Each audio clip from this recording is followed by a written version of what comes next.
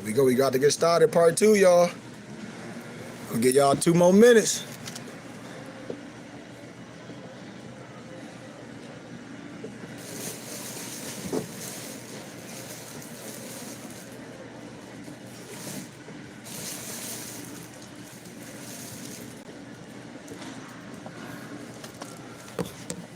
We about to get started, Moors. We about to get started. We about to get started. Everybody, come on. We about to get started, y'all. Yeah, I got you, Noble. Yeah, I got you, Mo.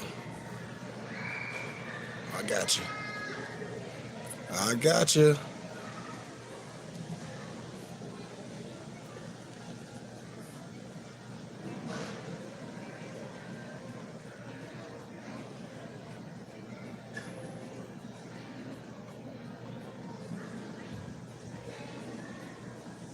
We got a couple more minutes and we're going to get started. Y'all got your pencils and your papers? We're going to get this started.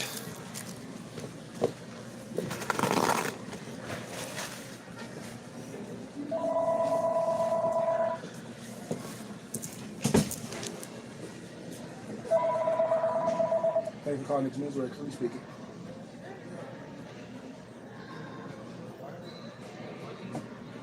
Did they give you whatever on the alteration ticket? That's the day to be done, sir. Mm-hmm.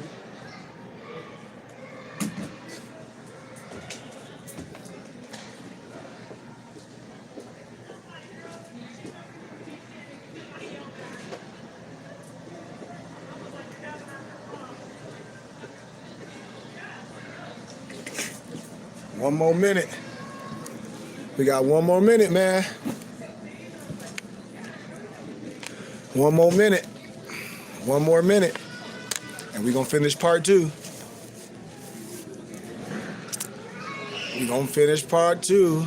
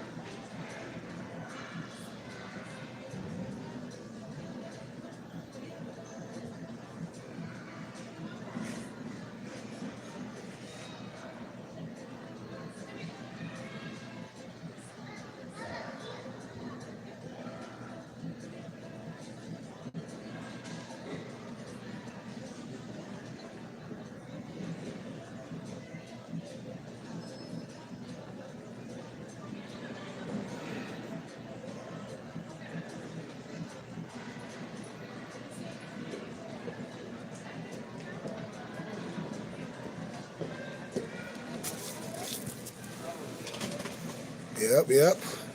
1 more minute, man. Can I tell more? We're going to start right back at 6:45.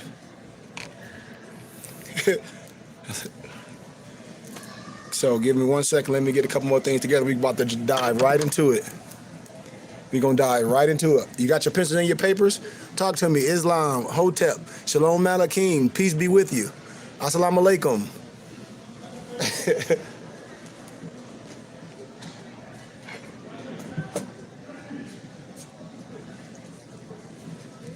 Y'all ready? Talk to me. Y'all ready?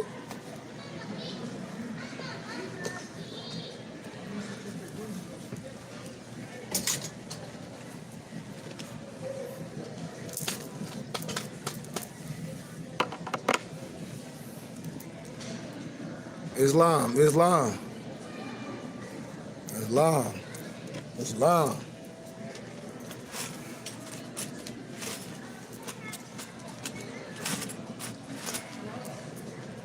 1 second.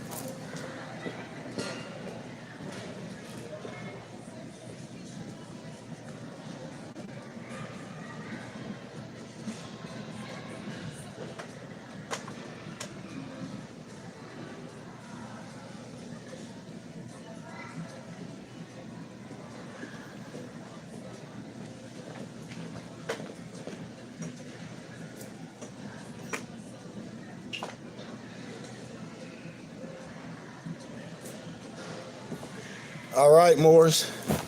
Y'all ready? Y'all ready? So I hope everybody, like I said, my YouTube page. Let me finish this. Let me finish this real fast. Y'all all right? Y'all all right? Talk to me, man. Y'all all right? I know everybody doing all right. I hope everybody ordered the hoodies from us, man. We asking for pre-orders for these hoodies, man. Order the hoodies from us. You're gonna get your hat too. Don't be left out, man. We spending on stuff that nobody care about us, on all these Jordans and Air Force Ones. Man, Nobles, get a hoodie from us, students. They're $125, and I'm gonna give you a hat. I'm gonna give you a hat. It's gonna say Moorish American Noble on it, the same color. I'm gonna have a 7 on it, Burning Bush Tabernacle. Come on, man. But let's finish. I'm gonna finish talking about the 103 amazing facts about the Negro. I'm gonna finish that out. But yeah, Nobles, I need you. Remember, you get a tax exempt receipt with them too, more. Oh, I'm gonna have the summer gear popping. It ain't summer yet, but I'm gonna have the summer gear popping. I'm gonna have a lot of sweatsuits, a lot of t-shirts, all that. I make anything custom. I make custom things. If y'all went on my page, all those shirts I make, all those Moorish t-shirts I make. So don't y'all know Queen Latifah, the rapper, actress, all that, where like Queen Latifah, where she got her name from? I know most people know that. But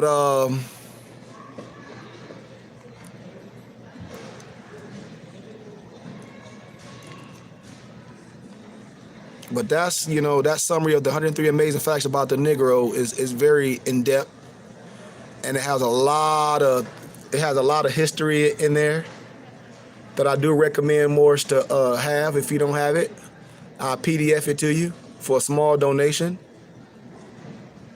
I mean, that's what we do. We support our brothers and sisters. That's what I do. I don't try to get stuff cheap from no one. I try to support my brothers and sisters that's doing things. Right?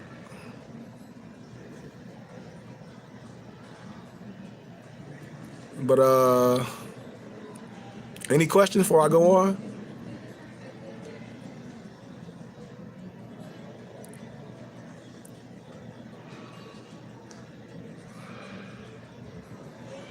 Any questions while we go on?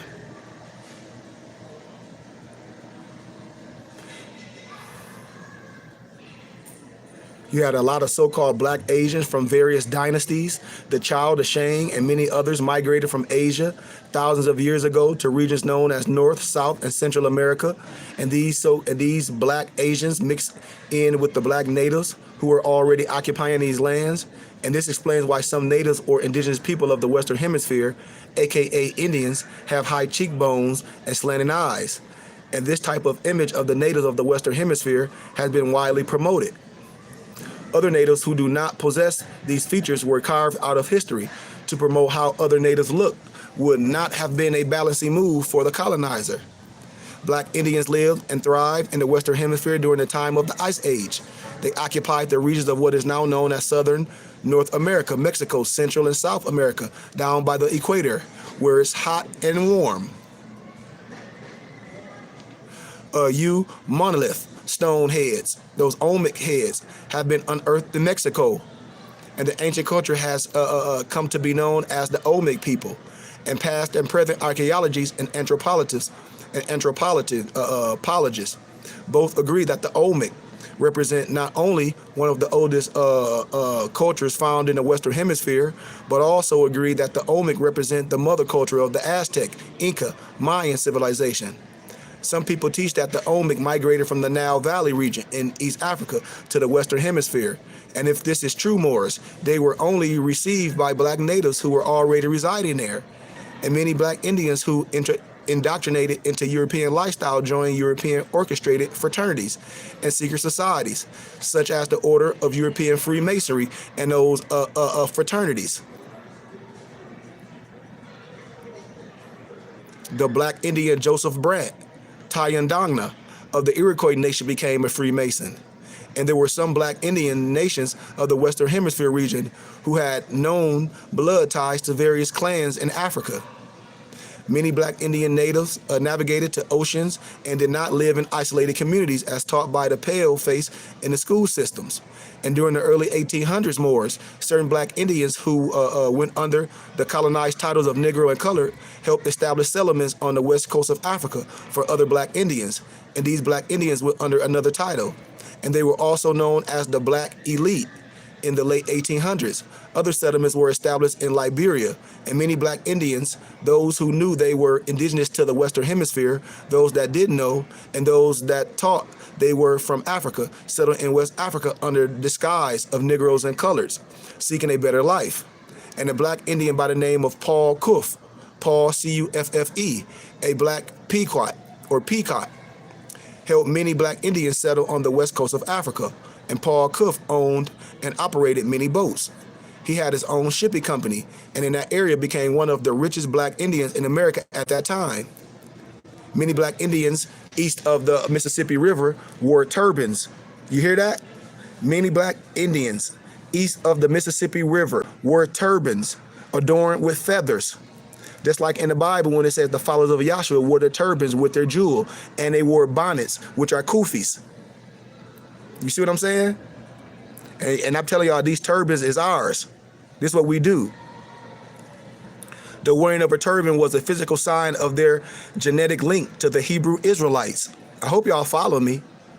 Certain black Indian nations acted as police for freshly established European colonies, and these black Indian police protected European settlements from other black Indians who did not want Europeans settling on their lands.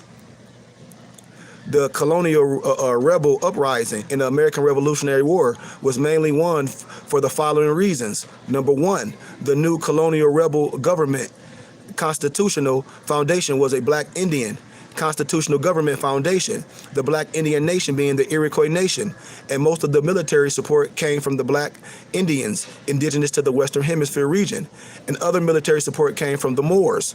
The Moor support came from Moors that were from Spain, France, Portugal, and Morocco. Other Moor supporters came from the renegade Moors from England that broke away from England to support the colonial rebels. Also keep in mind, Moors, when Spain, France, and Portugal gave assistance to colonial rebels, there existed black Indians that also filled up the ranks of these armies. Right? Right, Moors? Right, Moors? Talk to me. Talk to me. Y'all know that, right? Right? That's right. That's right.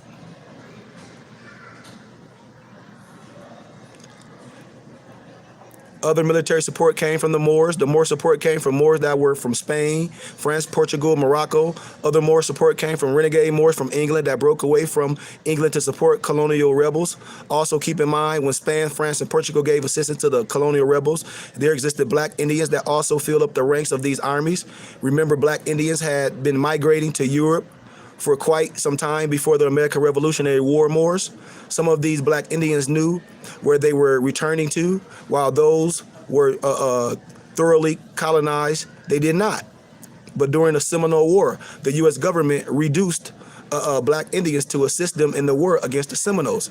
Black Indians who had lost their knowledge of themselves to their identity and were labeled as Negroes and colored were recruited in the U.S. Army ranks to fight in the Seminole Wars. The United States government had to abandon the war with Seminoles. They couldn't defeat them. I promise you this. Many Africans that came to the United States in the present day and time know that the most so-called African Americans are indeed black indigenous Indians per se. Most foreigners from the other nations abroad are waiting for the so-called African Americans to reclaim their rightful titles. I promise you this, man. And the reclaiming of the identity of the so-called black indigenous Indian in the Western Hemisphere region is not a difficult task. It does not require petitioning outside of yourself to someone else to acknowledge who you are. When I talk about the first thing you must do is proclaim, declare, and have due process. The next thing you must do is wear your fez and your turban. The next thing you must do is annex your bay and your L to your name. That's simple. That's proclaiming, declaring, and have due process. And those are the things that you can do yourself. Your mother, your father, your grandmother, and your grandfather, the information that has been passed down through your lineage to you from them is the acknowledgement. And neither does it require the testing of your DNA. All that's fake. When you sending your stuff into some DNA, that's a joke. That's all cosmetics. And by the way of colonizer pseudo conspirators. And the earth and the ancestral spirits know perfectly who you are. Just claim who you are, Moors. That's proclaiming, declaring in due process, right?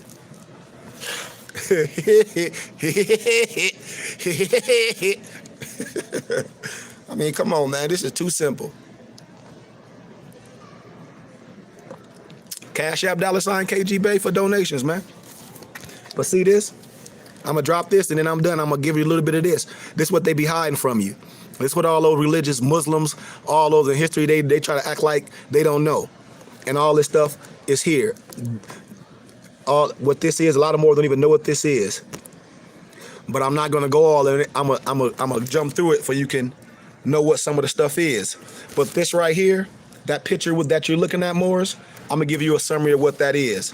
That's the Kara called Kufic script.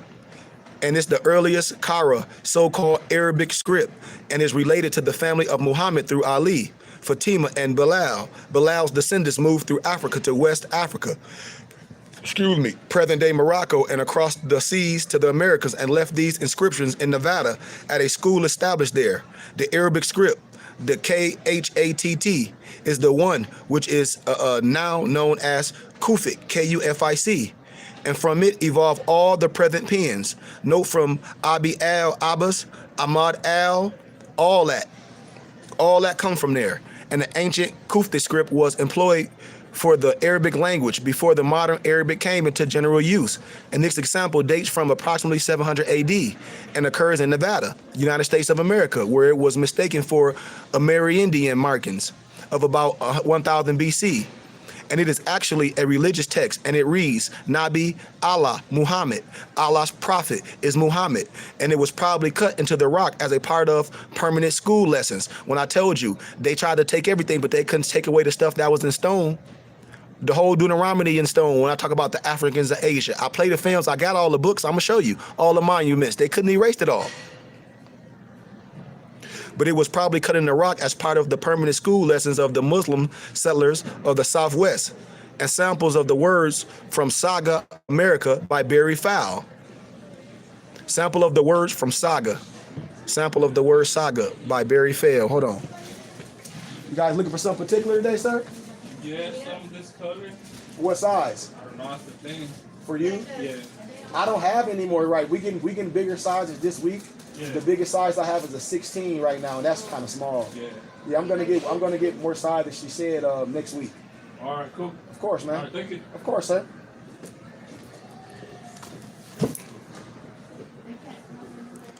Right? But the origin of the Kufic, or the angular style of the Arabic script, is traced back to about 100 years before the foundation of Kufa, right? To which town it owes its name because of its development there, right? Right, Morris? I'm probably talking over a lot of Morris' head. But I'm correcting. I'm gonna show y'all where these religious Negroes been lying to you. I promise you. So let's dig. Watch this. The purpose of this writing is to provide the reader with some of the most important secret histories directly related to so-called black people in America that pertain directly to the subject and discussion of reparations and restorations. The forbidden ideal in America is what? It is never to allow our nation, the misnomer Negro black people, to know we are indigenous to this land. Yes, we were and are an indigenous nation, and this is the history we have not known. This writing is designed to be a study tool and to spark an interest in further scholarly studies on our indigenous past and its connection to the reparations, the restoration movement. Watch, and then let me tell you, let me show you something else, because I showed y'all when I lectured earlier how people had this, how these religious Muslims had this. Written and sent to all students in the ministry of Islam in the wilderness of North America by Elijah Muhammad, servant of Allah. It was first issued 4/2/1936, and then it was reissued January 18th, 1963. And this is for these religious Negroes going around calling themselves some Al-Islam Muslims or some Nation of Islam Muslim. No disrespect to no one, but if you got an imam, your imam he's not studying. I'm telling you, they knew this, and I'm finna show you everything that they knew and everything that they had. I promise you this. Watch this. Let's dig, man. That's why I say remove the veil of religious dogma. Remove the veil. A lot of brothers be talking about their nation of Islam. I say that's fine, but that black stuff I ain't rocking with because they knew who our prophet Noble Drew Ali was, and Farrakhan gave credit to our prophet and told Negro, blacks, and colored this is an American Islam. I promise you that. So America are ancient and very real, and they are prior to any settlement of Europeans who verified this in record. Don't y'all know? Have y'all ever heard about the Jesuit letters? Yes or no? I'm about to break some stuff down. The Jesuit letters. Negroes are the original Indians. Proof in the Jesuit letters. Y'all know about the Jesuit letters, Moors? Yes or no? Come on. Islam, yes or no? Do y'all know what's in the Jesuit letters? Or we gonna do this science. This Moorish History Month, every day, all year, all month. Do anybody know? Well, I'm finna break down proof in the Jesuit letters. Watch this. That's why I be saying, let's dig. The book Africans and Native Americans by Jack Forrest paints a very different picture of the history than what most of us were taught about the origins of so-called black people in the Western Hemisphere. We were taught that black people came from Africa as slaves, and that the Red Indian was the true Native American, and that the white people took black slaves from Africa and stole the land of the Red Indians. And this story is nothing but a giant lie. This story is nothing but a big lie. It's fiction and a novel made up by, no disrespect, white historians to deceive the masses about the original history of the people of the Americas. And Jack Forbes uses the letters of the Jesuit missionaries to prove that Negroes or black Moors were the first Americans, and in fact were the black and olive tone people found in the Western Hemisphere. Yeah, I told y'all, yeah, Alex Haley got sued. I showed y'all the book. I told y'all, my little elementary student in Black History, he just did it last year and he did it again.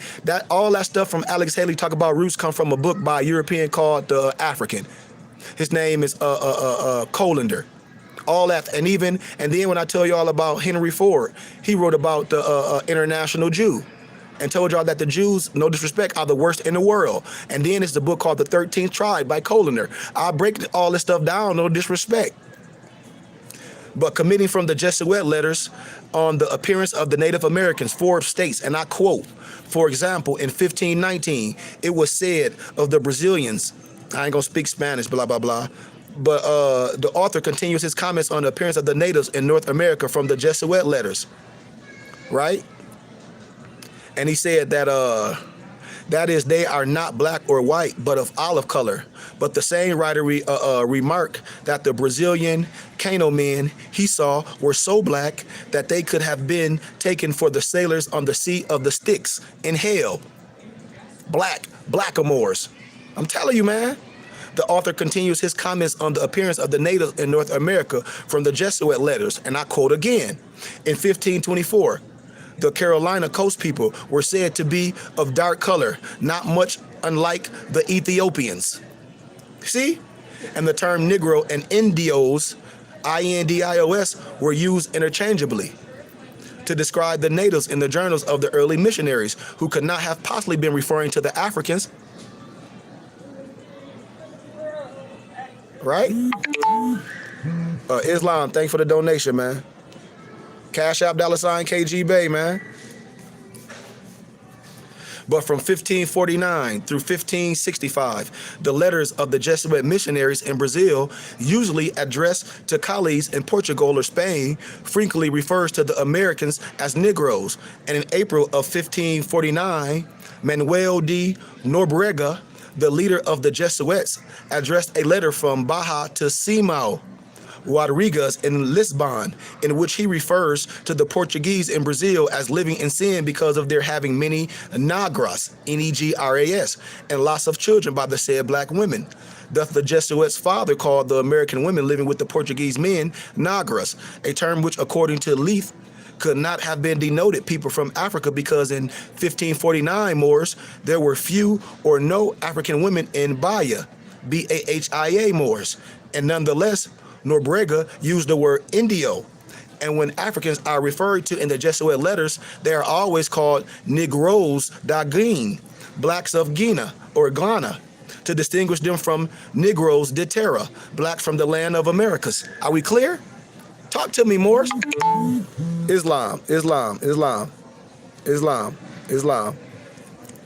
But a very interesting letter is one prepared by Dos Menios dos Caligo de Jesus de Bahia.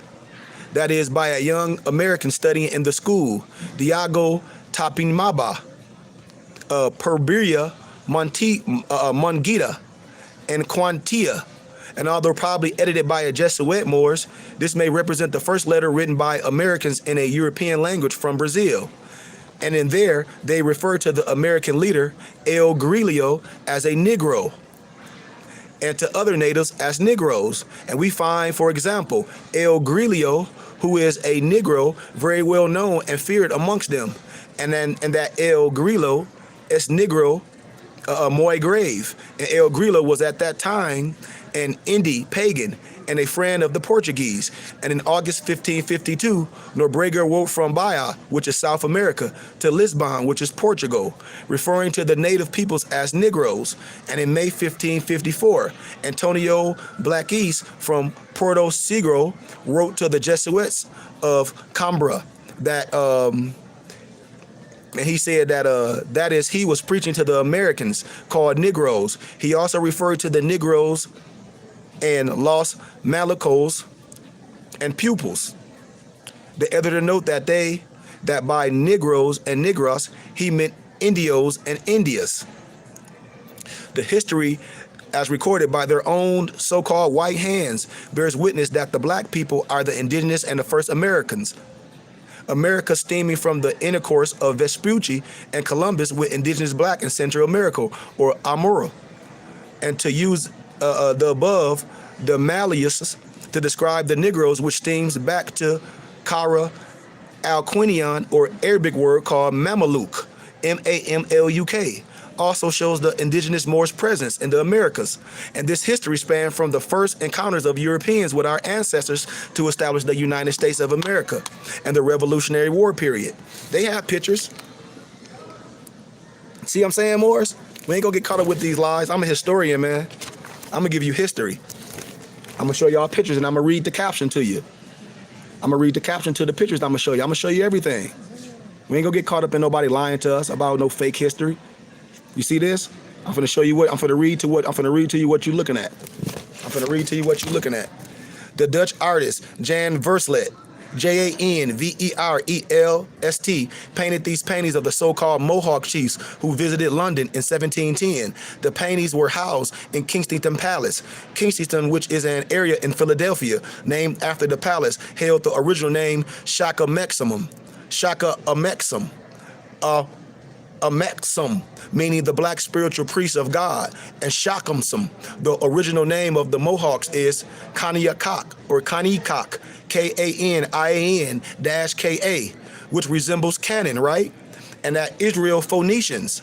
And the center picture is the chief of the Creek Confederacy, Tamochichi, and members of his nation in England, 1736, having intercourse.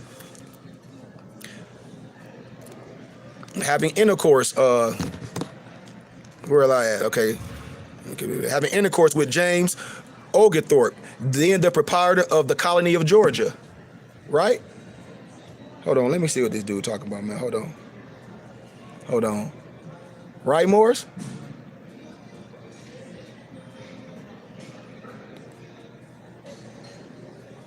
Right, Morris?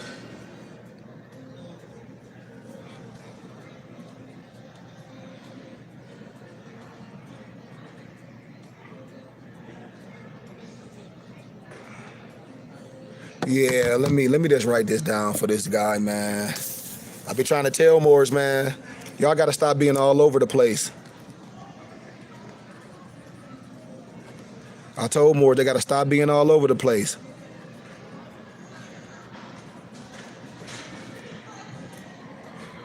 All over the place.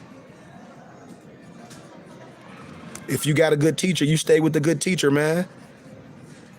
I'm a master teacher. I ain't no one level teacher where I'm not gonna teach you how to defend yourself on all levels, similar to martial arts, right? I'm gonna teach you everything: history, law, state, federal, finances. We're not here to play any games, man. I'm here to teach. But the language of the Indians, aka the Negroes, Alquinian and Arabic are essentially the same language, which goes back to the Metanether or the hieroglyphics. When I tell Moors, if you say you are Egyptologist and you don't know how to read the Metanether or the signs and symbols, then you have a problem. I keep telling Moors, the Iphograph Society, occasional publications, the ancient Arabic script and vocabulary of the Alquinian Indians. When I say if you have a person's alphabet and they sign their symbols, you should be able to piece out the letters, what they talking about. If not, then you playing. I told y'all I have a lot of elders from Cambridge and Oxford University.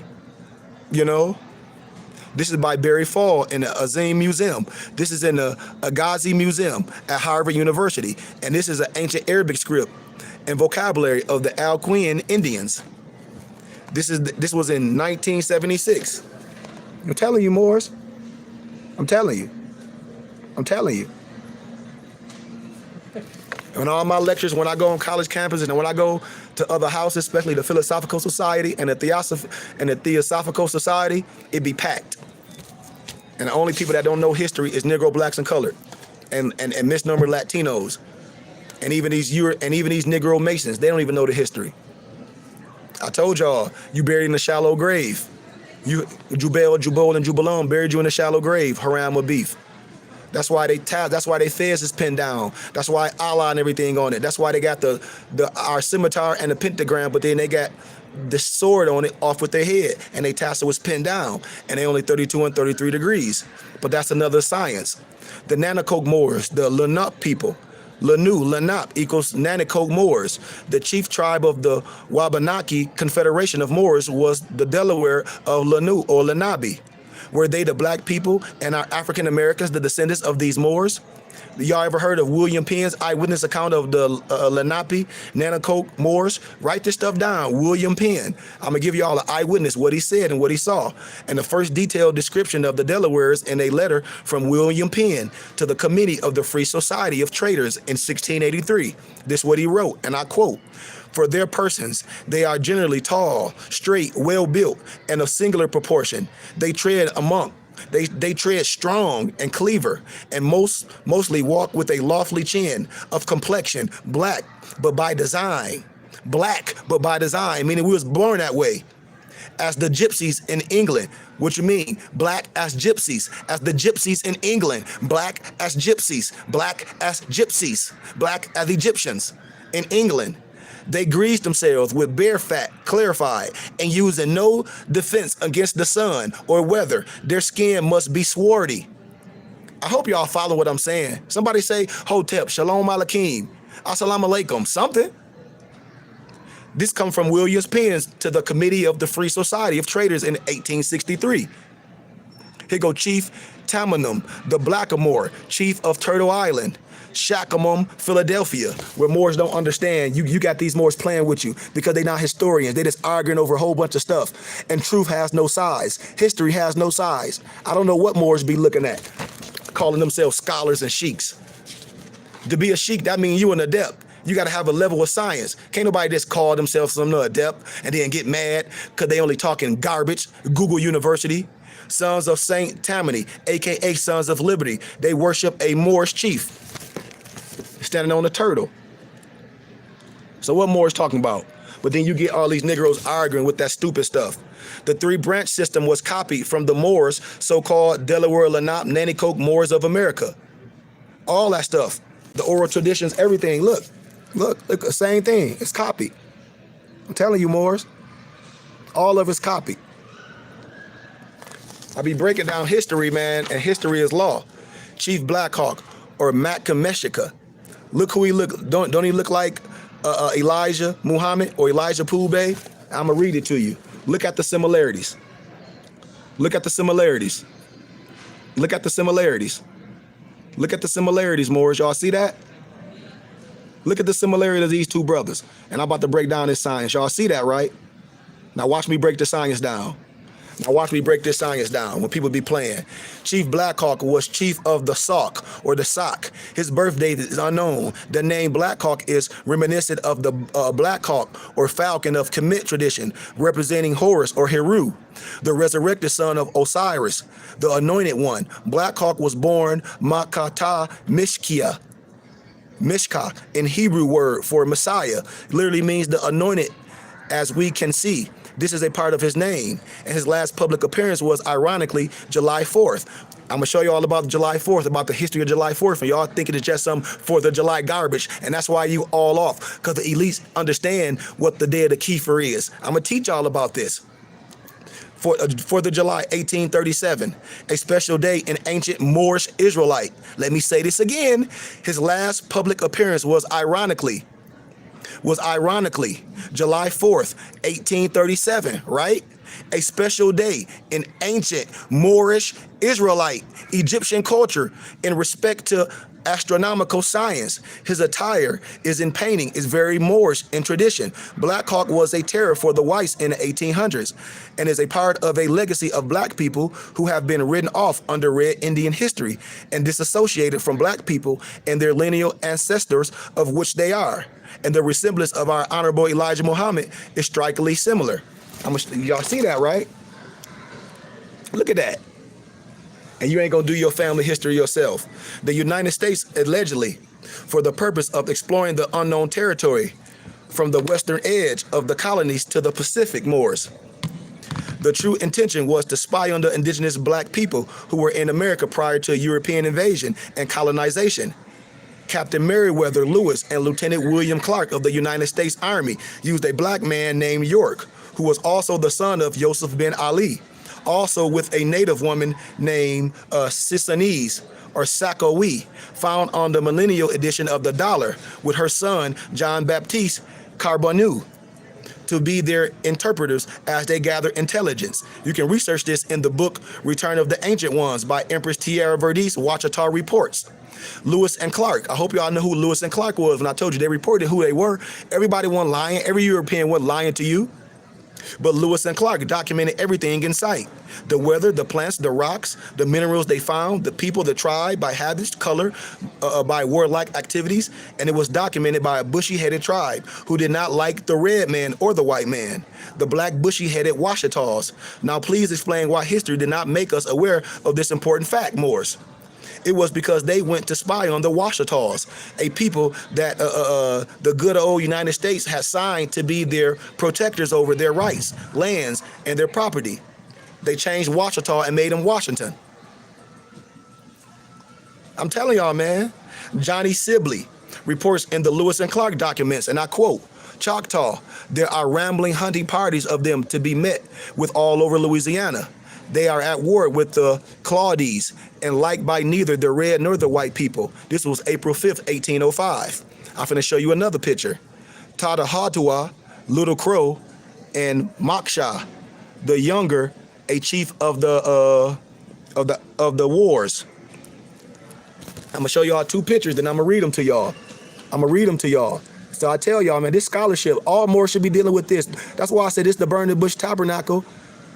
This is the Burning Bush Tabernacle, Moorish Science Temple and School. You a Moor, I'm a Moor, but I'm an educator.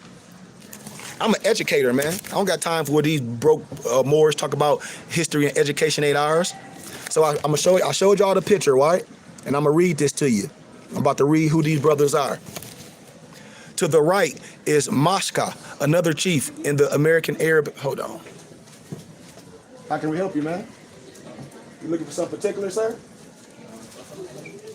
We're looking for a shirt that's fitted, because we got one. What color? White. I have white fitteds. White fitted? What size? 16, 32, 33. It's not this size.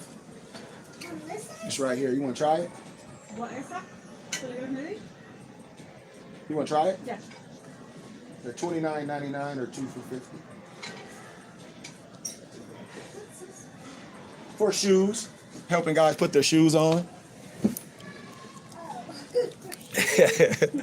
So give me a second, get your notes, everybody. I'm gonna explain who those two people were. And I'm gonna show you how he got the horns and everything about the hippocampus. Everything lines up. So just be patient.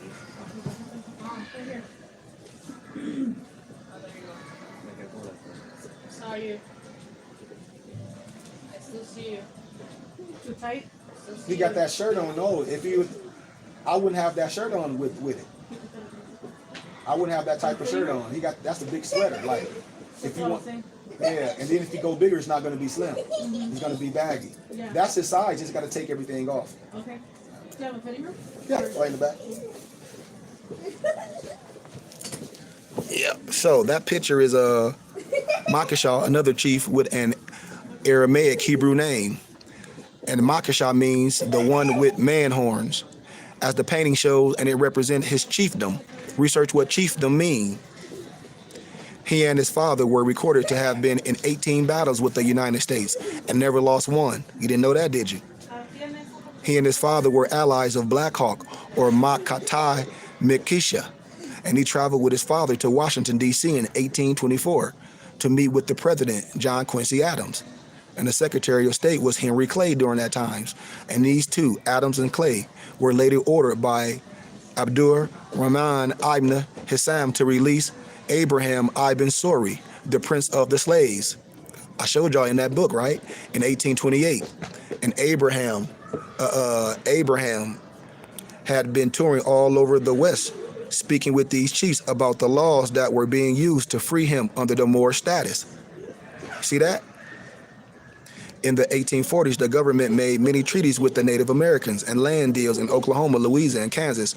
John Quitman and Eliza Tunick, the father and mother of Noble Drew Ali, among many other family members, were a part of the transactions and interactions. Didn't y'all know that?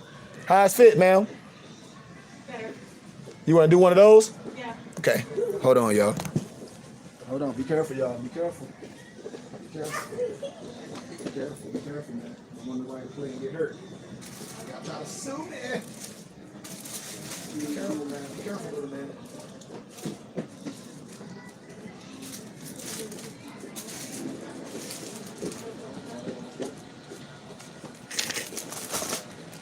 See? And after the Lewis and Clark spy mission, the United States brought 59 European families into the Louisiana territory under the guard of the United States Army. And the military, you know what they did? They poisoned the water supply with the intent of murdering off the original indigenous black population. And they brought their school curriculums, and they enslaved and murdered the black populations, making claims that they, the indigenous people, were fugitives for the under constitutional laws and were European property from Africa when you research the doctrine of discovery. But however, the people did not consider themselves by nationality or status as Africans until after this was breeded into them.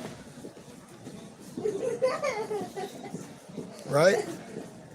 The indigenous people in Africa did not originally call themselves Africans. They were of Tamari and were Moors. And this word, African, is a word of the white colonizers. I promise you.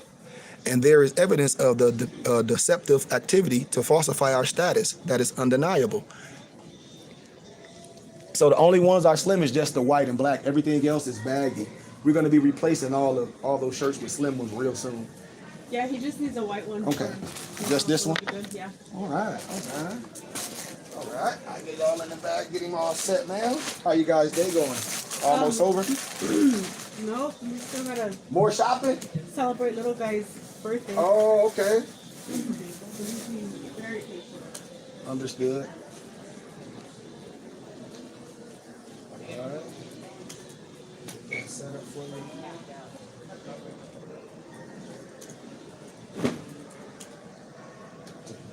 Thank you, sir. With tax, ma'am, it's going to be $32.60, ma'am. All right, let me get that set up for you, ma'am. Tie bars? No. A menos que te haces una corbata y lo de que te haces. Whenever you're ready, it's ready for you, ma'am. No.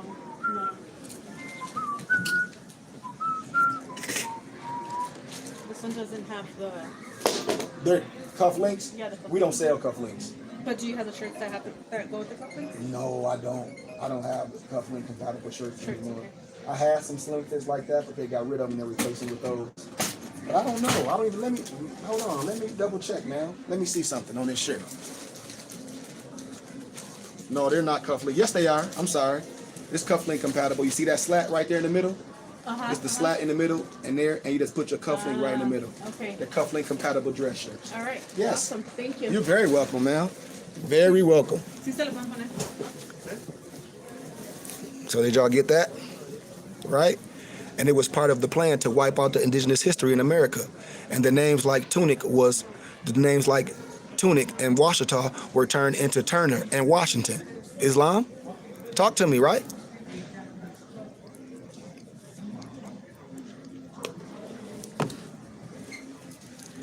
Now watch, I'm gonna show y'all some wars with the Moors.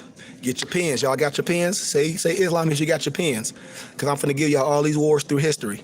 I already told y'all about the War of Ferdinand and Isabella, right? Do y'all know that, y'all ever heard of the slave ship Jesus of Lambok by Sir Francis Hawkins? It was a slave ship called Jesus. It was called the slave ship of Jesus of Lambok. The slave ship of Jesus of Lambok. Research that.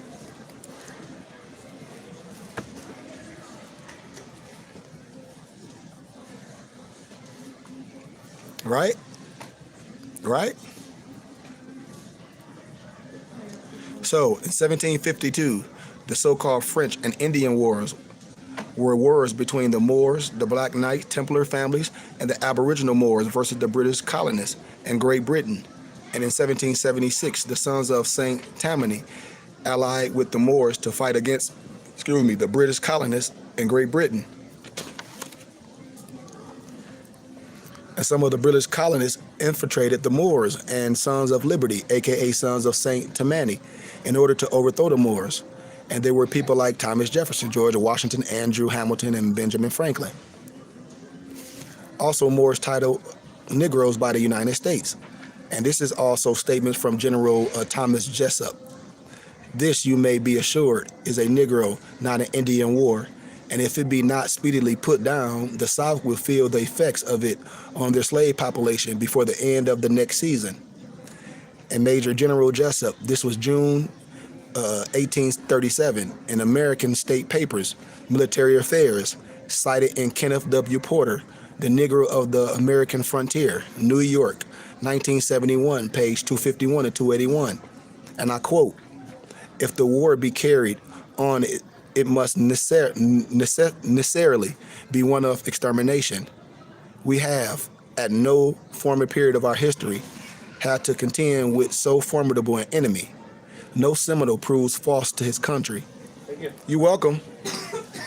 "Nor has a single instance ever," have a good one, "occurred of a first-rate warrior having surrendered." We ain't never surrendered.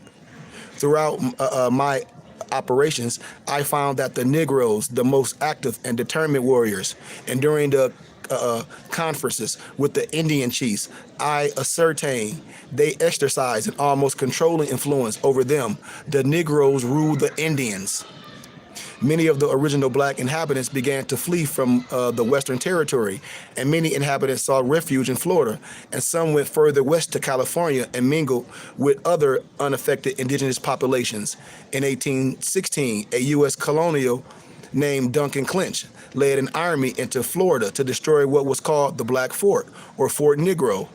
And Duncan Clinch led an army of Red Creek mercenaries and a U.S. Army unit into Florida to destroy Fort Negro. You can read. It's a book called The Black West by William Katz, and Katz report, and I quote, "The explosion killed almost all of its black and red warriors and 200 women and children." Man, the European, everywhere they went, they killed. Just like they talk about the Tasmanian, they killed them. Just like a lot of the indigenous Moorish, they sent them off to Nova Scotia. I'm telling you, man. That's why they make cartoons to think we all crazy. Talk about some Tasmanian devil. Ain't no such thing as no Tasmanian devil. They killed all the Tasmanian up. They gave them disease and they locked them up and they sent them to cold areas. I'm telling you. I promise you this. The few warriors were led back to the United States and slavery. And in his initial orders, General Jackson had asked that they not only destroy the fort, but return the stolen Negroes and property to their original owners. And you still want to call yourself Negro, black, and colored. You got to be crazy. But the question remains, Did these aboriginals see themselves as slaves, foreigners, or property of the Europeans, as Africans, Negroes, or colored people? Hell no.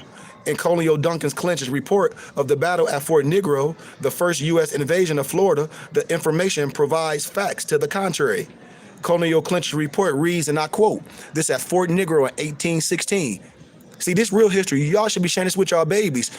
Black history ain't no slavery. You don't see nobody writing about this. They want your kids to write about some slavery. They want your kids to read some fake-ass Willie Lynch story. That stuff fake. Roots is fake. And you should tell your kids Roots is fake. You should tell your kids Roots is fake. And I'll give you the book by the African by Colander. It's all fake. It's all fake. Fort Negro, 1816.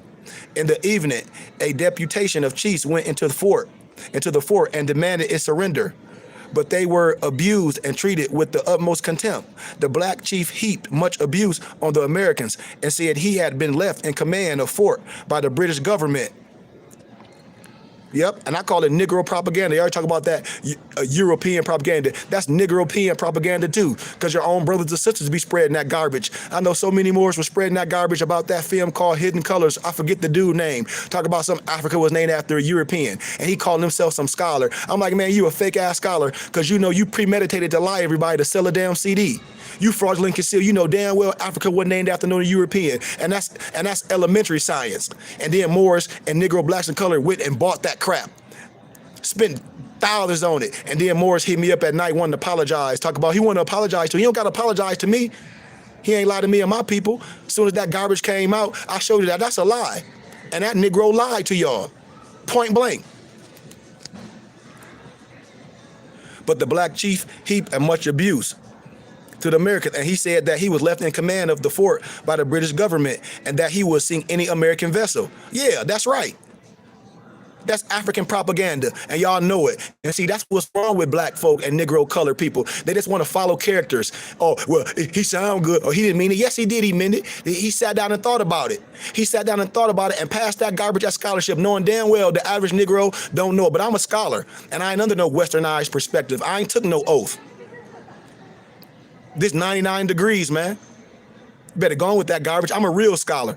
I have a real library. I don't fall for no Negro pen, no arbitrary connotated garbage, because that's all it is garbage. And you could tell whoever I said it. And he also said that he would sink any American vessel that should attempt to pass it and would blow up the fort if he could not defend it. And then another Moor sent me a tape of the same Negro talk about they banned his passport, and so he gonna send me and so I told Moore, stop sending me stuff. And so the goofball Moore gonna send me a picture. He like, see, he telling the truth. He at the airport, they banned him. I said, man, don't no goddamn air flight, no regular air stewardess come tell you that you banned in no regular airport suit. That ain't got nothing to do with him. Man, that's all false. Don't y'all know that? It don't happen like that. It don't happen like that. Come on, man. You ain't finna get to no airport talk about and some flight attendant finna tell you your passport is banned. You know that's garbage, and you know that's propaganda. And if you don't think that's propaganda, you a fool. You a fool. Cause there's no airport ban. Can't no airport ban your passport. Come on, man. This garbage, and more fall for this garbage. The chief also informed me that the Negroes had a red flag and the English Jack was flying all over it. So the question that must be answered, Moors, were the people former slaves? Was their purpose for flying the flag that they were flying? One thing you got to know, slaves don't have flags, and a flag represents a nation. What nations did they represent, you should ask? And there were cannons in use at Fort Negro, right? And it was well known, a fact in history, that the cannon was developed by the Moors in North Africa and Spain. Why? Because the Moors had not only made the fire stick, as I mentioned earlier, but even the cannon forged from raw iron. And the two flags represent Great Britain and the indigenous Moorish Empire, and they represented a nation of indigenous Moors. And this is the same Islamic empire in the east that Abu Bakr, brother of Mansa Musa. Who y'all think made the map of Mansa Musa? The European Italians. I told y'all they wrote everything what they saw. I guarantee you. Was under when he brought 400 ships to America in 1311 AD. It is the flag that the chief was flying at the Black Fort in Florida in 1816. There was a continuous Moorish connection from 1311 with the arrival of the Moors from the east. that is documented in Africa and America until 1816. The document dates for the presence of contemporary Eastern Moors. It goes far back as 700 AD. Didn't the Moors rule Spain for 700 years? As we have shown with the inscriptions found in the ancient Nevada school bearing the name of Muhammad as the prophet of Allah. What kind of flag is the Moorish flag? It's this one. I want to jump around because I got to get ready to get out. I got some stuff I need to do. But the star was added by the colonizing French authority to the Moorish Sharifian flag in Morocco on November 17th, 1915, after France's colonial occupation began. And before this period, it was a completely red flag. It represented the Muslims and the Moors of the Maghreb, West Africa, and the Americas, who were traveling back and forth from Africa to America, who were established as indigenous to both lands. Africa and the Americas. Many of the Maroons, the Jamaican Maroons, who were amongst the natives, were called Seminoles, were Muslim Moors who had an ancient presence in America. The chief of this fort called Fort Negro, was a man of Manding descent. The Manding were and are Western African Muslims, and Manding groups founded the medieval empires of Ghana and Mali. They included the Bambara, Dula, Maliki, Mandi, and the Dogon and the Sinki. And the chief at Fort Negro during the invasion of colonial clinches was named Abraham. His birth name was Sonuf Tustanugi, which meant Swanee warrior, and has been associated with the Swanee River in Florida. And the Moorish Mandi Arabic word Sonuf means powerful spirit, and Tustanigi means warrior. This chief, who had an Moorish heritage, like most of the Maroons in Florida, was not a former slave, and his descent went back to the indigenous people. And Abraham served as an interpreter for the Seminoles and as a legal counsel for Hema Miko, John Jumper, and Halada Miko, Chief Billy Bowlegs. And Hema Miko was the Seminole chief. His brother Halada Miko was also a chief. And Abraham served as a representative on their trip to Washington, D.C. to negotiate a treaty with the United States government in 1832. I'm finna show you a picture, and then I'm gonna read the caption of this picture right here. Y'all see this? See, Moors be lying because they want to act like they want to hold something over you. But them Negroes, tell them to go on. We gonna tell the truth right day. Your brother, Goodman Bay, that's a real adapt and a real sheik that got his own school, is gonna teach you. Sonif Tustanugi, also known as Abraham, was a Maroon or a Mo amongst the Seminoles. Yeah, a Mo, M-O-O. He was their chief legal counsel. Like when Moors get in trouble, I say, who's your legal counsel? That's your best rep. Nobody. Y'all going to these temples, y'all don't even have no legal reps. So when you get in trouble, what you do? I know what you do. You get a court-appointed attorney, or you would go get some black lawyer that's gonna have you plead to something. I'm telling you, they ain't gonna give you precedent in cases because that ain't what they do. I promise you. And then y'all talk about y'all got people, then when you get in trouble, you're going to get a court-appointed attorney. I'm telling y'all, I know the real. It was he who was at Fort Negro in 1816 flying the Moorish flag of the Islamic empires. This is the famous cherry tree that was chopped down. Abraham soon moved west to Oklahoma, and Chief Halota Miko and Chief Hema Miko disappeared in the Everglades. This was the start of the Penn Secret Society and other secret society amongst the Creek and the Cherokee, the Sargaji or the Saragi, S-A-R-A-G-I. And these are the societies that later developed into the ancient Egyptian Arabic order of nobles of the Mystic Shrine and the Moorish Science Temple of America.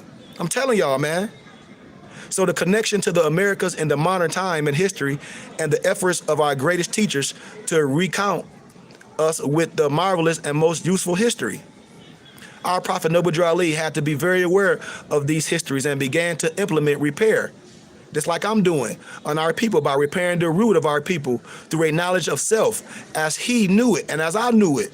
This great work continued in the nation of Islam per se, but then they took the check too. Because when the Moorish science, I'm gonna tell y'all, when the Moorish, see, this is what a lot of these religious Muslims like to do. They get mad knowing damn well we got pictures of who the hell Fard Muhammad is. When you get the government papers, and when you get J. Edgar Hoover, when our prophet died, then they created this black Muslim movement. I'm telling you, man, don't be mad at me.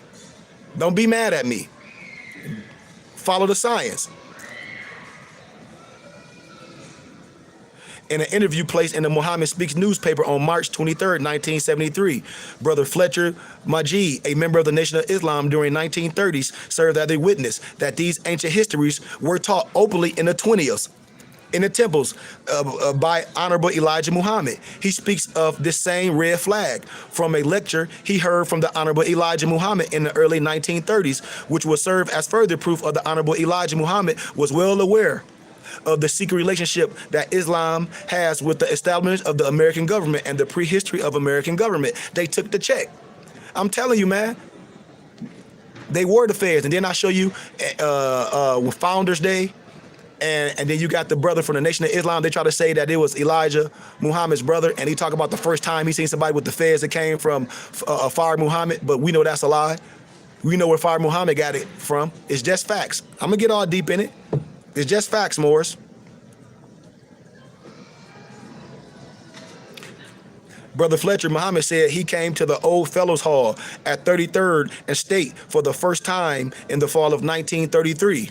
The messenger told us about this white man, John Hawkins, and how he brought our forefathers here. He said that John Hawkins anchored his ship down the Nile River. What ship? Jesus Lambert. He was flying our flag. He was sailing the banks of the Nile River where our people were doing trade. Our flag was flying. Our flag was red. Freedom, justice, and equality. When he got out to the sea, they lowered the flag. The Moors dominated trade in this period, and trade was dominated by the Moors from the west and the north coast of Africa to the Gulf of Mexico before the Inquisition of the Spanish and the slow deterioration of the Moorish and Islamic influence. In the 1700s, the real was the unit of currency used in Mexico, which is the present standard currency of Saudi Arabia, and this trade became fully interrupted when the United States developed an independent Marine Corps and Navy in the 1800s. And they fought wars against the Moors, the Barbary Wars, and eventually won out the confrontations. And they later fought wars against our people in Mexico, or Mexima. The hymn of the Marines declares that they have fought from the halls of Montezuma to the shores of Tripoli, referring to the exploits by the United States Marine Corps in the Mexican War and the campaigns against the Barbary pirates of North Africa. And those Barbary pirates and some of the so-called Mexicans were the Moors and the Black Maroons, the Moors from Florida, who had set up communities in Mexico in the mid-1800s. The cannon was also found amongst the so-called Mexicans, which was a signature weapon of the Moors and the Maroons of Florida at a place like Pelacaja, a city built by the Maroons and Moors in Florida, and Fort Negro, where the Black Moorish chief Sanuf Tescanufi Abraham was captured by Colonial Duncan Clinch. I'm telling you, the indigenous black in Mexico went under many names like Mestizo, Cholos, Negroes, and even Indians. The term Marines comes from the M-A-R-E, the Mar, which in Latin implies a navigator of the waters and also means black. So the Marines took the name of the people they were conquering, the Moors, a signature move of the grafted people. The same way when I told y'all, that's how Africa got its name. After the European defeated the general, it's called the abdomen. I'm from Plant City, Florida. I'm telling you, this history was taught. I come from Moors. This was taught in my house. I'm telling you. The history of the interaction of the Moors with the white English is extensive.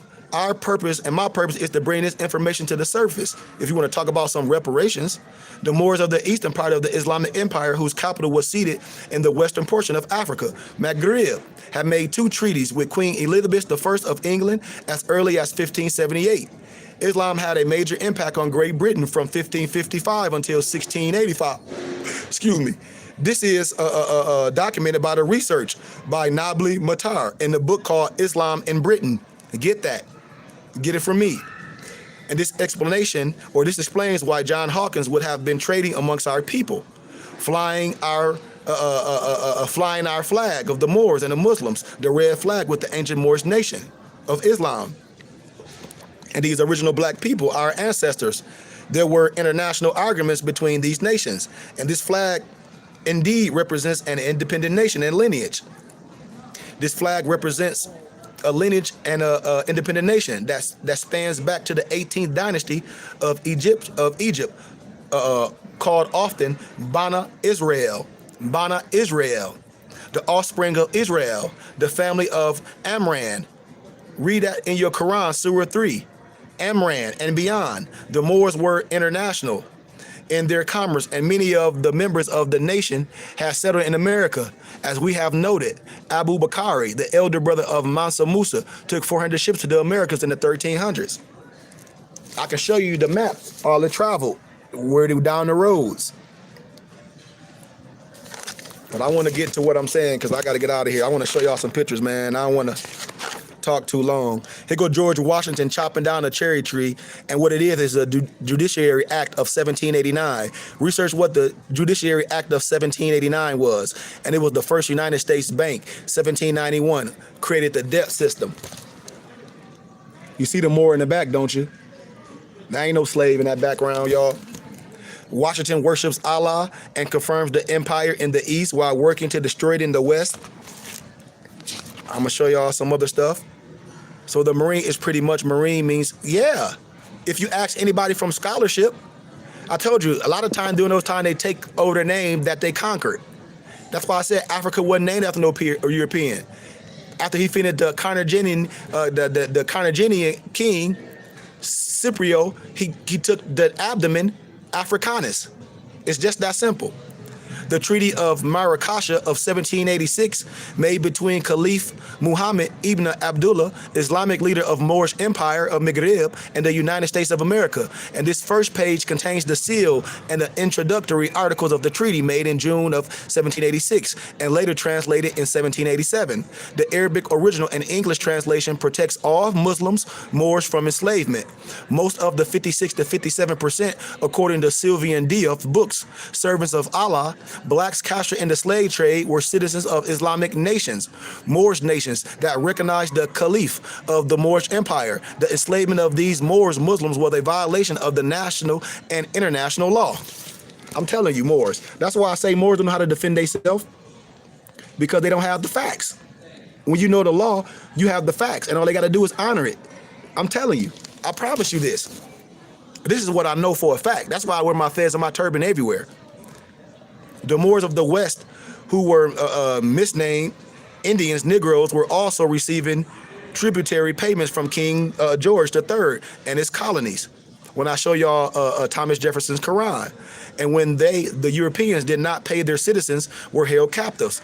Also in the book, I want you to get it from me. Write this down, y'all. The Life of Charles Thomson, Thomson, The History of the Black Lenabe, Nanticoke Moorish Shechem or Shechem, Tedeschoon is discussed, the tributary payment of the whites, and Tedeschoon's choosing of Charles Thomson to act as secretary to respect the interactions between the Moors, misnamed Indian and Negroes, and between the white British subjects.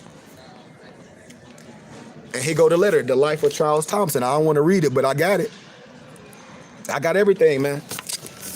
I did my dissertation on this. I had professors come from everywhere, and they jaw dropped out their face. All the documents I had.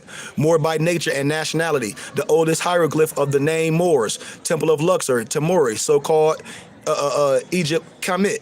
Source Dr. Mutuar Ashby. The Netter Mary in the Comedian teachings of the devotional love. God is termed M-E-R-R-I, beloved one. All life came from the black waters of Nu, called space, or the neutron soup of the netter and the netura, which is where Negro is derived from etymologically. Look at the signs and symbols. And then you check them Negroes that be talking that garbage. You check them real fast, because they ain't giving you no scholarship. They playing. What motive these goofball Moors coming with, man? What they doing? What they doing? The word that we commonly use, niggas, also come from an ancient glyph, N-E-G-U-S, or niggas. When I told y'all, go on the film, I played this film when the European white boy was in the spelling bee, and they asked him to spell niggas, and they had to break it down. He had to get for the origin and root of the word, and then break down what niggas mean, ancient kings and stuff. I promise you. We were the first ones to call ourselves by these names, and we understood their cosmic biochemical meanings. Here is a glyph. I'm gonna show you all a glyph. Here go a glyph. So don't let nobody tell you no lies. You see the glyph? Y'all see the glyphs, right? I'm showing you stuff. I'm showing you real stuff. When I show y'all in my book, the Guanatam Buddha, the Buddha that sits on the seven serpents, I'm gonna show you all this stuff in there. Watch. I'm gonna show you all this stuff in there. I told y'all Elijah Muhammad teaches all this. They taught all this back then. Our prophet taught all this too. I taught this. The word Muslim is derived from the Arabic and the Hebraic MAA or MAU, which stems from the Egyptian Sumerian MOU, which meant waters. The root stems SLM implies peace. So Mu Salam or Mu Salam means a being who is derived from Al-Ma and is being of peace. And the waters that were and are derived from are twofold spiritually and scientifically. The first is dealing with the placenta and our origin from the waters of the womb of our mother, the woman. The second aspect deals with a verse of spiritual science from the Quran in Surah 21. The prophet's verse 30, it almost often translated as, do not those who disbelieve see that we created from water, Al-Ma, every living thing. Surah 2, Al-Bakari, the splitting verse 21 and 22. O nation, serve your nourisher and sustainer, the one who created you and those from before you, that you may guard against evil. Who made the earth a resting place and constructed the heavens and reveals revelation from the heavens, then brings forth from the fruits in order to sustain you. So do not step up rivals to Allah while you know the Masonic mental baptism of the Blackamoor initiate into universal Cyrus mysteries. Y'all see that? I'm finna show y'all. You see that? The baptism into the Cyrus mysteries. The baptism into the Cyrus mysteries. Are we clear? Man, y'all ain't listening to me. This is our science. I told you I'm 99 degrees. And how can a Moor call himself a sheik and you not know the depth? Because in Moor science, sheik, you got to be in the depth or you playing. So Isis, watch this. Isis, Cyrus spiritual law, and Nevites, Cyrus C equals commerce and lineage, were said to be weeping of the death of Osiris. Cyrus B is execution of law, and is often the case with Masonic symbolism. The secrets of baptism are involved with an ancient Egyptian iconography and hieroglyphs. In the image, the gods are portrayed, Moors, as weeping. The gods portrayed as weeping. Didn't I show you? See how the gods portrayed as weeping? You see the waters? The gods portrayed as weeping, they being baptized and sprinkling over the head. I'm going to show you how all this stuff crossing the lines. You don't have to be dunked in nothing. I'm going to show y'all stuff. They took out the Bibles. I'm going to show y'all stuff. It's what it is. As they are throwing drops of sacred water, the Egyptian hieroglyph, the MST, which looks like the threefold fall of water, actually means dew. I'm telling y'all, it means dew and portrays drops of water falling from heaven. The same hieroglyph also means instruction of teaching. And the 19th century Masonic scholar John Simmons, he connotated that the sound values of Egyptian hieroglyphs were more closely linked with the Hebrew language than with the Coptic and was widely believed. And when examining the hieroglyph, the MST, he pointed out that the Hebrew IRE means to throw drips of water, to sprinkle, and to teach or instruct. And the IRE is related to the I in English and Latin, and it is the eye of Horus that is seen over the pyramid representing the great architect. And he further points out that this hieroglyph is linked with the Egyptian baptism, with the notion of shedding celestial dew on the head of the neophyte Moors. This is with initiation. In support of his argument, he explained a plate would show an Egyptian initiation scene where the gods of Horus and Thoth pour sacred waters on the head of the neophyte. And the one initiated in this way by water and fire was called the Hebrew Mishk, M-S-C-H-E, meaning something like begotten, also saved or born again, a word relevant to the new state of the neophyte who has been initiated. And according to Simons, the Egyptian hieroglyph equivalent of this M-S-C-H-E or Moses incorporated the image of dew, baptism, or celestial tears. It was the anointing of a master. I'm telling you, those who have been translators of the original Kara language of the Blackamoors, now called Arabic of the Quran, need a knowledge of clear, untampered history in respect to the Prophet Muhammad and his indigenous Black Moorish Israelite ancestry and the lineage to the 18th dynasty, the family of Amran or Amaran, as well as a better grasp of the original meaning of the authors of the language of the verses of the Quran, to get the full spiritual science and the truth out of these verses, Moors. The element of water, H2O, is definitely the substance that is the basis for some molecular organically living things. However, Moors, before the combination of a hydrogen atom and an oxygen atom, Moors, there was life force, power, and motion operating in the universe. And Al-Ma in this verse is referring to what we call today the ether, which is a form of the primeval water or the plasma or the dark matter of space. I can go on and on. Surah al-Rums, the Romans 30:30, set your person for the upright faith, the nature and the origination of Allah, in which he has originated the nature of the people. There is no altering Allah's creation. That is the faith of the resurrected ones. But most people do not know this. And this verse states that Allah, God, nature is Islam, and our persons, ourselves, should be directed towards that nature. And the last time we ruled as a people, we lived by this spiritual science and structure. And since our demise, our enemy has done everything possible to keep us out of the true knowledge of the true history of the last time we, the Moorish people, ruled the planet over 200 years ago, and Islam and the untampered Quran were the basis of our government. And today we are split into two parties, sects and tribes, all that stuff. Right? Right? So I'm going to show y'all something before I leave. The copy of our Noble Drew Ali's Incorporation. Noble Drew Ali Incorporation document citing its purpose, establishment, the faith of Islam in America, his authority from the great Quran of Muhammad. Ali states further that the purpose was to consecrate missionaries in order to carry out his work. I'm a missionary. The ability to establish a religious organization. But remember, the Moorish Science Temple was first started as a civic, and then of the religious, because to be a complete fifth, you need your nationality and your spirituality. Organization based on the drawings, its authority from the Quran was according to the treaties established between the Moors and the United States government. Now I'm gonna show you all this.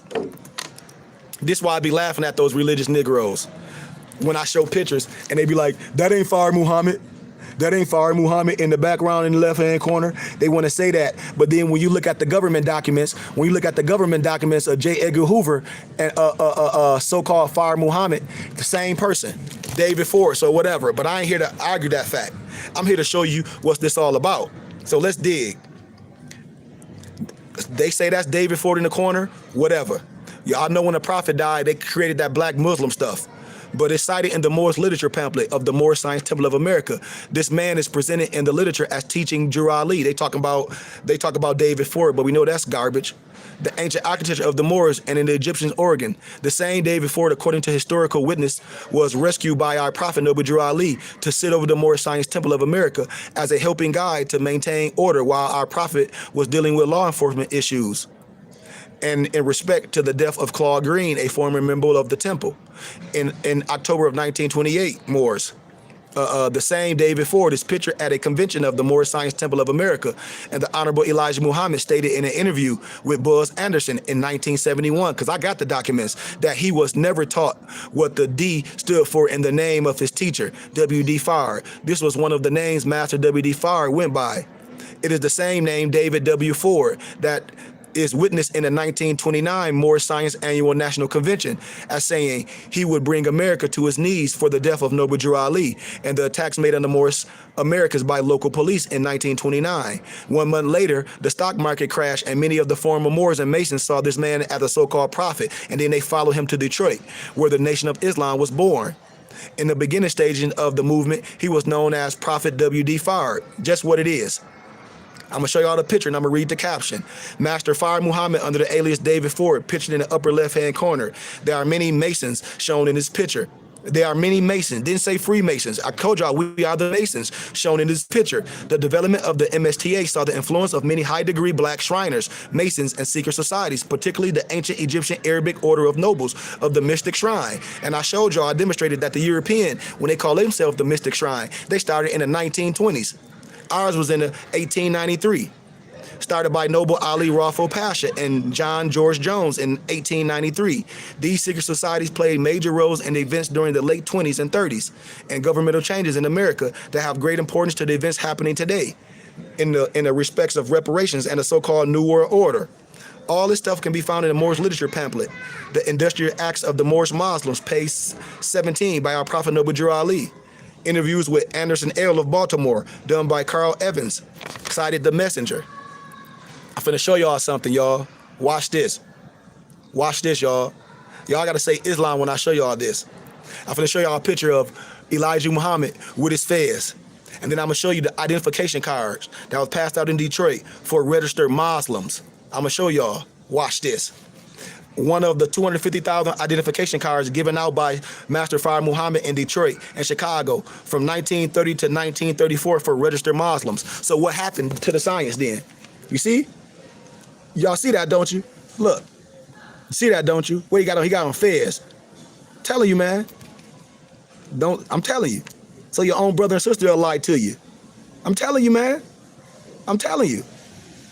I'm telling you. I'm gonna show you the pictures. So, and then you got all these Moors with this black Muslim stuff. That's garbage. That's keeping you in a shallow grave. They want you not to come together and all of us claim our nationality. They don't want you to do that. Just like when all these Negro, black, and colored, they don't know the science of the 4th of July, which is the Independence Day, a cosmic event. I'm gonna leave y'all with this because I gotta go. The day of the Kefir. Don't y'all know that the 4th of July, the significance date given as the founding of the Nation of Islam by Fard Muhammad in the ancient history is an astronomical day of the Kefir, the hieroglyph symbol of the dung beetle holding a solar disk, and the beetle was the sign for Cancer before the crab, and the astronomical and the astrological sign of Cancer is from approximately June 21st to July 21st. I'm gonna leave y'all with this so you can get away with all that spookism. I'm gonna correct his teachings. That solar disk, that's right. That solar disk held by the dung beetle is not representing the sun, but the star Sirius. I repeat, that solar disk held by the dung beetle is not representing the sun, but the star Sirius. It is on July the 3rd to the 5th that Sirius is aligned directly with the sun and earth. It is in the center of his 70-day period of disappearance from the heavens. This was a special spiritual time period in the ancient Moorish nation, Egypt, Tamorel. This astronomical positioning of the planets, the sun, and the stars at the center of the universe is a time of special spiritual force that affects all events on Earth, Moors. Don't y'all know that? It's not no coincidence that America was founded on this date, July 4th, 1776. It ain't coincidental that Fard Muhammad announced the independence of a nation on July 4th, 1930. But where do you think he got it from? Our Prophet Noble Drew Ali. I'm telling you. He was aware of the ancient science of life that deals with the Cyrus mysteries, less like myself, because I'm a comedian adept. That was reestablished by the family of Amran, the 18th dynasty of Egypt, the Moorish Israel. The Moorish Israel, the world's first monotheistic culture of the present age of history. So what does a knowledge of the physical motions of geometry of the universe have to do with our concept of God and self and its accuracy or inaccuracy? Our subject in reparations, and in order to repair, we must what? Discuss the knowledge of self. We got to repair ourselves and go to the root on all levels. How can we identify the source of all universal motions, which is force?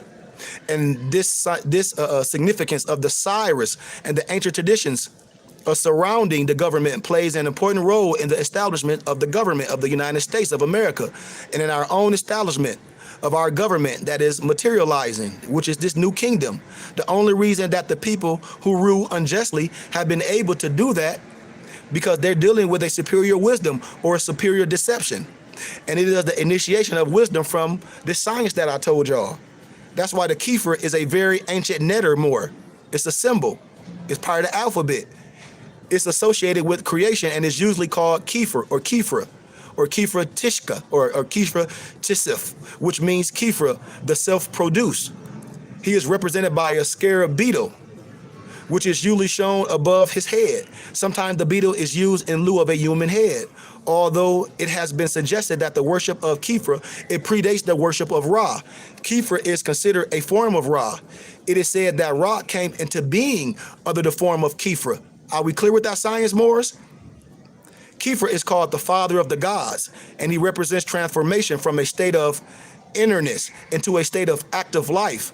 And when the body is dead, when it prays are recited over it, so that the soul within could burst forth into a new realm of life. And this resurrection is a symbol of the Kefir, right? So I'm gonna leave y'all with that, man. What is the significance of the 13 and the new constellation? A lot of that stuff rests in the secrets of Masonry as an ancient secret science and the secret knowledge in the religion of Israel, God's nation, and its relation to the indigenous black man and the woman of America.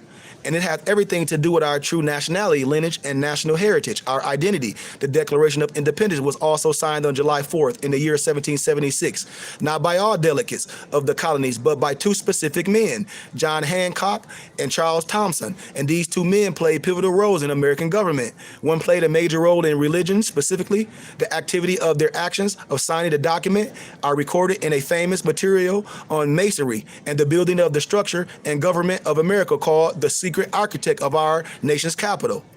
On that day, July 4th, Congress agreed that the wording of the Declaration, and it was signed by the President of Congress, John Hancock, who was a Mason, and Secretary of Congress, Charles Thompson.